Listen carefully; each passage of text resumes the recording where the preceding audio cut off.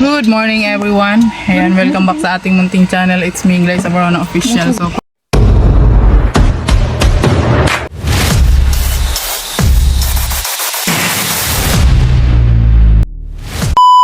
for today's vlog guys, ay magtitinda naman tayo at ayan, nandito na yung ating mga tindera. Siyempre all fours kami ngayon guys kasi nga magpapa-enroll tayo ng mga student ngayon. So ayan, sumakay na kayo, bilisan nyo na. Bilang ni. Ano man? Kargahin mo na lang yung ano dyan. Okay na. Oh, let's go. Ayan. Malapit na yung pasukan pero hindi pa ako nakapag-enroll sa mga person. Kaya ngayon, weekend time tayo, makakapag-enroll na tayo. So ayan, nahatid ko muna yung ating mga tindera guys dun sa aming pinipistohan at mag-enroll na kami ng mga dalawang bata. Kasi naka-enroll na tong dalawang dalaga guys. Ito na lang dalawang itong dalawang binata na lang ang i-enroll natin. Ayan, masyado kasi tayong nabibisi guys sa ating pagtitinda. Ayan, sana pumaldo na talaga tayo. Pumaldo. Diyos me, marimar. Ibibigay ni Lord, di ba Lord? Ibigay mo na sa amin. Oh my goodness, grabe. Bumbira yan. Alam nyo guys, yung biyaya galing kay Lord, talagang binibigay ni Lord yan sa tamang panahon. Diba? Ganon. Ayan, kaya manalig lang tayo at magsipag. Ayan, at ibibigay yan ang kusa ni Lord. Ganon. Kaya kailangan araw-araw kami magtinda. Oo, kasi grabe. Ramdam na ramdam talaga namin ang crisis ngayon. Kakaiba talaga ngayon 2026 guys. Oo. Hindi ganito last year. Sa bagay, ang buhay kasi talaga guys is parang gulong lang yan. Talagang umiikot talaga yan, di ba? So ayan, talagang pinaramdam talaga, grabe. Pero okay lang, at least malusog po yung aming pangangagawa, di ba? Yun naman po yung importante doon, kaya patuloy lang sa hamon ng buhay. Patuloy lang na lumaban sa hamon ng buhay. So ayan, nandito na kami sa pistuhan namin guys. Ayan. Ayan, dyan namin nilalagay yung yung lamesa namin pagka tapos na kami magtinda. So ngayon, di muna natin nilabas yung gulay guys. Kasi nga, alam nyo guys, nalanta talaga yung mga gulay namin dito. Kasi nga, halos lahat kasi dito nagtitinda ng gulay. Ayan. O, di ba? Diyan sa may unahan lang na tindahan, puro yung gulayan. O, puro yung magtitinda ng gulayan. Marami tayong kakompetensya dito guys. Pero nabibili naman po yung gulay natin, yung nga lang sa sobrang init guys, talagang malalanta talaga siya. Kaya ang dito, ang labis ditong talagang ilagay na mga tinda is yung yung hindi mabibilis malanta kagaya ng repolyo. Ayan. Yung pichay dito guys, maghapon lang lanta na agad. Yung talong ganyan, kulubot na agad yan guys. So tingnan nyo yung dalawa. Ganyan sila kasi sipag guys. Di ba? Dito lang kami nagpipisto guys. O ayan o. Yan lang yung pistohan namin.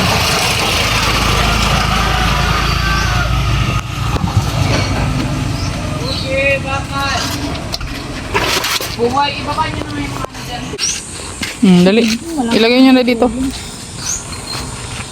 Kunin mo na yung iba doon, King. Yung nandun sa loob.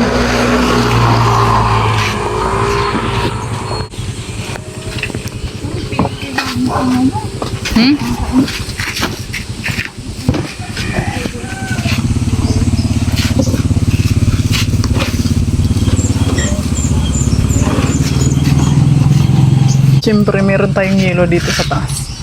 Pambira, hindi ko kayang abutin. Ayan na, maglalatag na sila guys. Ang ating mga paninda. So ayan, hinatid lang talaga natin sila doon kasi mamaya pa yung pagbabantay ko doon guys, mamayang hapon pa. So pupunta muna tayo doon sa school at enroll muna natin itong dalawang bata. Ayan. Tingnan nyo naman, grabe katikter ng araw ngayon, diba? Ganyan po ang weather dito guys. Sa ibang lugar, ang ganitong panahon guys, yung May, tag-ulan na yan sa kanila. Pero sa amin guys, tag-init pa yan. Tag-pang init. Grabe. Tingnan natin kung may teacher ngayon. Kasi kahapon pagpunta ko guys, wala. Ayan, so ngayon titingnan natin kung may teacher ngayon. Parang mayroon naman kasi may mga kutsi-kutsi dito. So ayan, bibili muna kami ni ating ng ice. Iniwan ko muna yung mga persona doon sa tindahan guys. Kasi may ice na rin naman doon, kaso nga lang kulang yun. Ayan, kaya bibili na kami ng ice. Yung ice candy pala doon, di mo nilabas. Paano yun mabibili? Kailangan mo pa talaga ng isang ice box para sa ice candy. Kasi nga yung isang ice box doon guys, lagayan ng pang halo-halo. Yung isa pang siya, pang tawag dito, yellow fruit soda. Ganun. So bibili pa ako ng isang ice box. Bagay, mura lang naman yun guys sa palengke. Kaya maghanap ko dun sa palengke. Ayan, laking tulong talaga si Baby Karkar guys. Kasi tingnan nyo naman, nasi-service namin guys sa balak nga namin kasi ni ating na doon na sa malayo magtinda. Kaso nga lang, tirik na tirik talaga yung araw doon guys. Wala kang puno-puno doon. Baka may high blood tayo guys Siyempre, health is wealth, di ba? So kahit papano naman dyan, mabenta naman siya guys. Kaya muna tayo dyan, magtyaga. Kasi sa susunod, sa pasokan naman guys, sa school kami magtitinda. Ayun. Kailangan may ibang diskarte ngayon guys. So sa panahon ngayon, kailangan may ibang diskarte kasi ang mahal ng bilihin ngayon guys. So tapos maliit lang yung kita natin, di ba? Sana naman aabot yung ating budget niyan guys, di ba? Kulang-kulang. Pero kailangan natin pagkasyahin, di ba? Sinabi nga nila, pagka maliit ang kumot, matutong mamaluktot.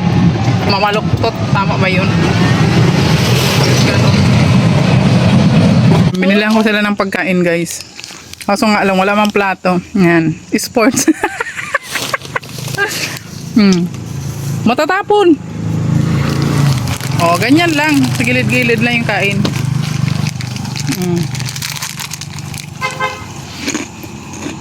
Kasi lunch niya. So ayan guys. After natin mag-live, doon naman tayo sa Uma. Kay mag-awan ako. At okay pa naman yung dalawa doon nagtitinda. Hindi mo na ako mapunta doon. Bahala na silang dalawa doon. Kaya na nila yun. Mag-harvest na naman tayo ng talong. Ang daming talong. Grabe. Sarap nun. Ensalada guys. Ayan. Oy, shoutout nga po pala doon sa sa kaibigan ni Tita Pat, no? Ayan. Yung binigay niya sa akin, ayan Itong ko, outfit ko, guys. Itong sombrero ko bigay din to ni Tita Pat. Tapos itong outfit ko bigay din to ni Tita Pat. Ayan, salamat po sa nagbigay. Thank you so much po sa kaibigan mo, Tita Pat. Pagaling po siya. Ayan. Sinusuot ko siya dito. Pati yung pantalon guys. Kasi pang ito guys, pang nursing ito. Pero ginagamit ko dito guys. Ginagamit ko dito sa kasi komportable siyang isuot. Ayan, ganoon naman baga tayo mga Pinoy guys. Pagka komportable tayo sa sinusuot natin. Kahit paulit-ulit lang yung suot natin. Okay lang, di ba? Kasi presko siya. Ayan. Kahapon daw ako nag-harvest ng sigurado ngayon marami naman ako ma-harvest na okra at talong. Grabe. Everyday. Ayan, salamat kay Lord kasi biyaya talaga to ni Lord. Itong mga natin dito. Di ba? Tingnan nyo naman. Ayan, yung okra. Ayan, so dito tayo maglilinis ngayon. Ayan, ay, ang laki na. Ang laki na nito kuya oh. Ayan. Mamaya na tayo mag-harvest. Mag-aawan muna ako dito. At ano na siya. Madabo-damo na siya guys. Oh. Ayan. Tingnan nyo tong ano natin. Yung sitaw natin ayaw gumapang dito sa ano. Ikaw, dito nga kita pinapagapang eh. Yan. Diyan ka. Ba naman tayo eh. Ito ka lang para dito ka magbubunga. Ayan. Yung iba hindi naman gumapang.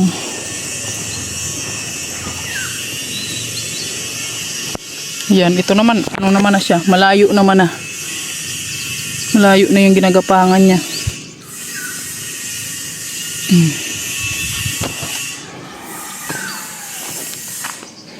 Ayusin muna natin sila.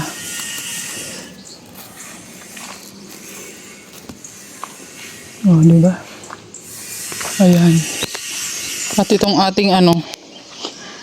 Uy, may bunga na siya, guys. Ayan oh. Oh, diba? May bunga na yung... Kaso lang, parang pababa man siya, pababa. Ganyan dapat. Ayan. Ang dami na ng bulaklak niya. Oh. Ayan, di pa ako nakabili ng abono. Abonuhan ko yan. Uy! Ay, kulubot. Kulubot yung ano niya. Kulubot naman talaga yung ano eh. Yung ampalaya guys eh. Uy! Ang dami na naman nating harvesting talong guys. Oh. So mamaya harvesting ko yan. At ayan ito. Dami oh. Everyday tayong maggugulay. Ayan oh. Dami nating ano.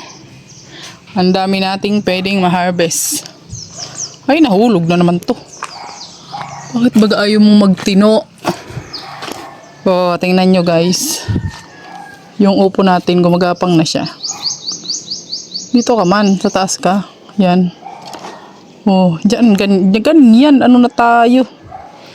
Ayan, ito nga umakyat na rin siya oh. Tingnan nyo, may bulaklak na siya. Ooh, mamumunga na siya. Ang galing no. Walang gumawa nito. Yan. Oh, ginawa ko yung bahay-bahay niya na yan. Ayan, di ba? Ganon. Kaya kan nakalyo-kalyo na yung aking kamay. Okay lang yan, basta may makakain tayo. Isa naman, ang ganda ng kamay natin. Wala naman tayong makain. Di ba? So, mamaya na tayo magdidilig. Mag-aawon muna ako ngayon. At haharvesting ko na naman yung ano dyan. Yung okra. Naku. Yan, pero okay lang yan guys kasi hindi pwedeng galawin yung ano nito. Ugat nitong ampalaya, sabi ni Alex. Ayan, so dito malinis na. O, tingnan nyo. Malinis na siya. Ayan, so dito na ulit tayo. Dito na tayo sa kabila. Ayan. Hinahabol ako ng damo. Grabe. At tingnan nyo yung strawberry. May hinog boy. Ayan o. O, di ba? Namumunga na siya. Transfer ko na rin yung mga ano nito, guys. Uy, ang dami oh, boy. Ayan oh. Ito pa. Oh, di ba? Dami? Oo. Mamaya kunin natin. Ayan. Ito, transfer ko na yan siya, guys. Oh. Mapupuno ko to ng strawberry paikot, guys. Ayan. So, ngayon, mag-awan muna tayo, guys. Dito. Dito tayo mag-awan ngayon.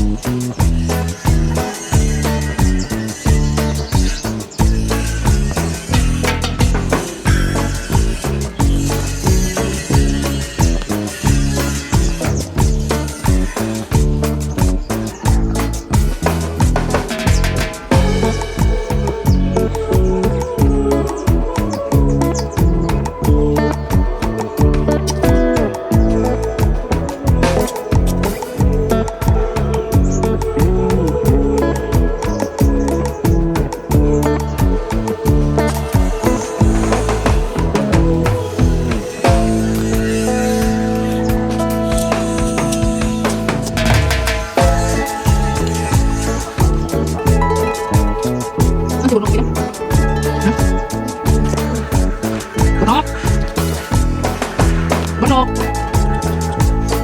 Bunok? Nasaan ka na bunok?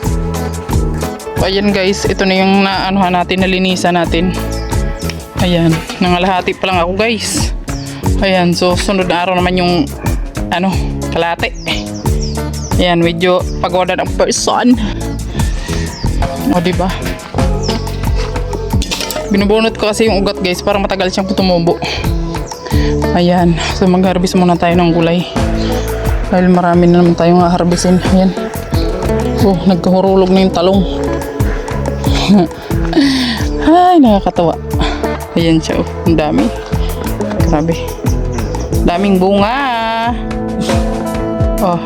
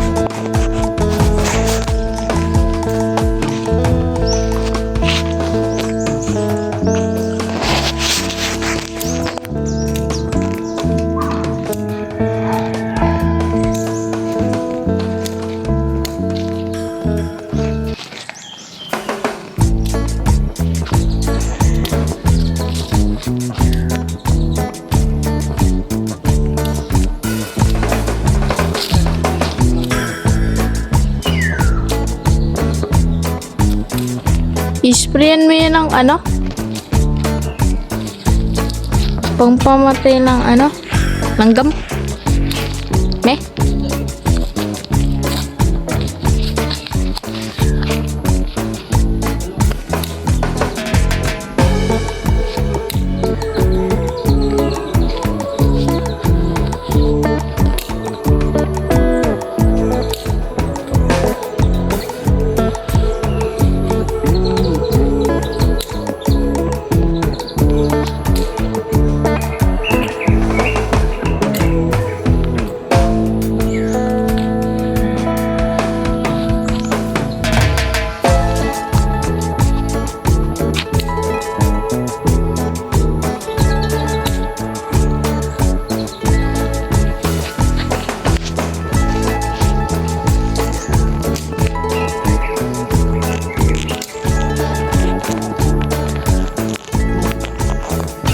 Tatabayan mi.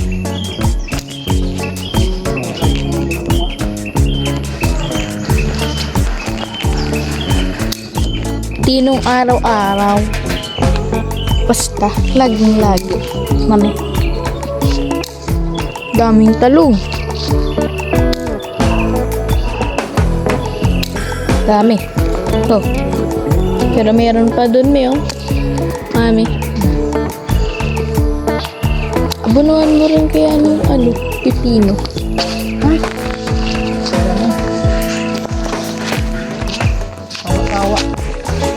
Sawa sa